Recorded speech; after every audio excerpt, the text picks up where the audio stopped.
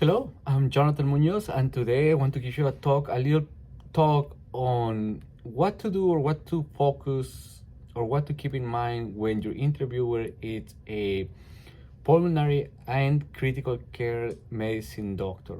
So let's think about that first. Who are they, right? So they're graduates of internal medicine programs that they later chose to follow this particular specialty of pulmonary and critical care medicine.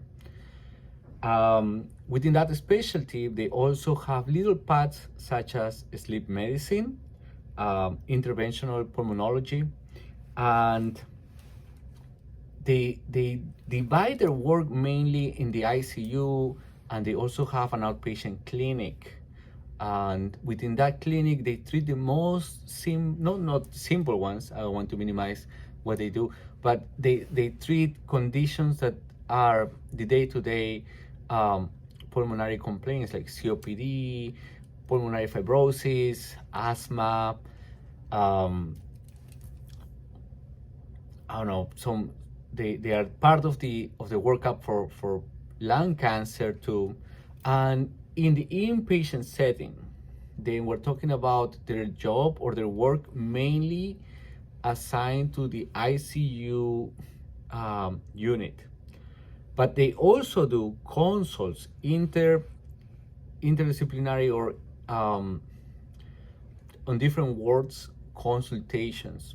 So whereas you will find an intensive care unit doctor in the ICU doing or taking care of those critical care patients, they will also leave that unit if the internal medicine doctor in a telemetry unit has a patient that has, I don't know, a pneumothorax that's not critical enough to be in the ICU, but sick enough to need a chest tube placed. So you will find the pulmonary doc, critical care doc, doing intensive care unit work, mainly in the ICU, and also getting out of that unit to see consultations in other floors. Whereas the ICU is their main place of work. They are the ones in charge of the ICU. They can also go outside to do consults.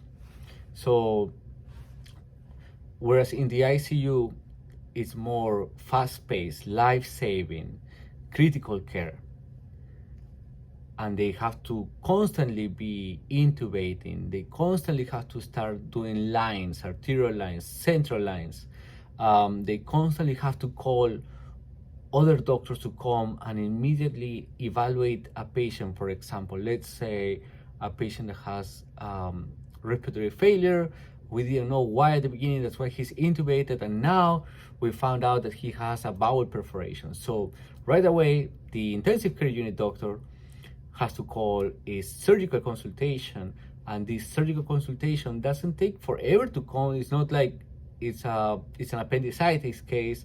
It's a bowel perforation that's causing sepsis, septic shocks. Therefore, it needs to be treated right away. So by this ICU doc calling a surgical consult, the consultant comes right away and says, okay, this patient needs to be taken to the OR right now.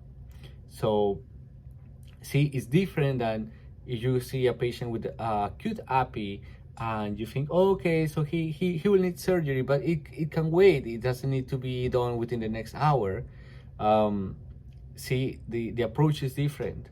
So when they go to the other floors, to let's say med-surg or telemetry, their approach is more of making recommendations. Let's say I consulted someone, a pulmonologist. I consulted a pulmonologist to come to my medical surgical floor to evaluate a patient that has COPD that I wasn't able to control his shortness of breath or improve his shortness of breath. So maybe I'm missing something. Maybe I need someone that tells me, you're missing this specific respiratory treatment, or you can add this other medication. You can connect him with this clinic when he leaves, things like that. whereas their input is very, very valuable, their main work is in the ICU. Now, so they can also do a sleep medicine fellowship. And usually, what is the importance, or let's say, what's the importance of sleep medicine as a subspecialty? There are many diseases that they can help treating, sleep disorders that they can help treating, but one of the most important ones that they are related to is obstructive sleep apnea. Obstructive sleep apnea is a big problem that goes under-recognized, under-diagnosed, and under-treated. And what can happen when you have untreated sleep apnea? Your hypertension, your diabetes can get worse and can be very difficult to control. Also, mentation declines over time with a patient with a controlled sleep apnea. Also, there is a high chance of a patient suffering or at some point developing hypercapnia that can cause a life-threatening situation such as respiratory failure due to hypercapnia. So, very important to treat disease. It needs a very thorough evaluation by a sleep specialist, and most of them end up with a BiPAP, with CPAP, or with all of the new machines that are associated to treat sleep apnea disorders. So, recognition and treatment of obstructive sleep apnea becomes very important to help other chronic conditions. So let's say that you get to be interviewed by an intensive care unit doctor. You know, maybe the program director of the program that you're interviewing at is a pulmonology, critical care doctor, ICU director. So let's think about a couple of things.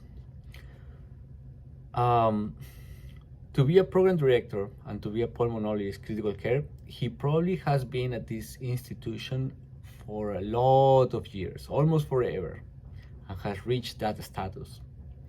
So if he has been there for that many years, he's probably very involved with many committees, little groups within the hospital. He's probably been the hospital director. So keep that in mind, because then you're talking to someone that likes to be involved with hospital processes and hospital projects. And then what does they do? What does they care about? These doctors that are very involved with the hospital and do intensive care work, they care a lot about documentation quality. Not only what the amount of documentation that you put on, but the quality of the documentation. Are you able to identify critical diagnoses that really contribute to make the point of how sick is this patient? So that's something important, that you're able to verbalize that you are good on documentation.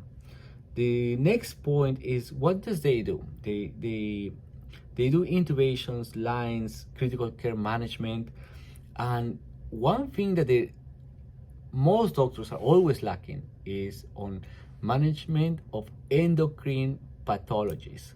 So you don't need to know all the pathologies that need critical care, but if you're good on management of endocrine pathologies, then you're in a good place, because we are always finding ourselves giving a call to a local endocrinologist to help us with the next steps of treatment on a patient that comes, I don't know, with the Addison crisis, with acute adrenal insufficiency. We're always having to call for more guidance.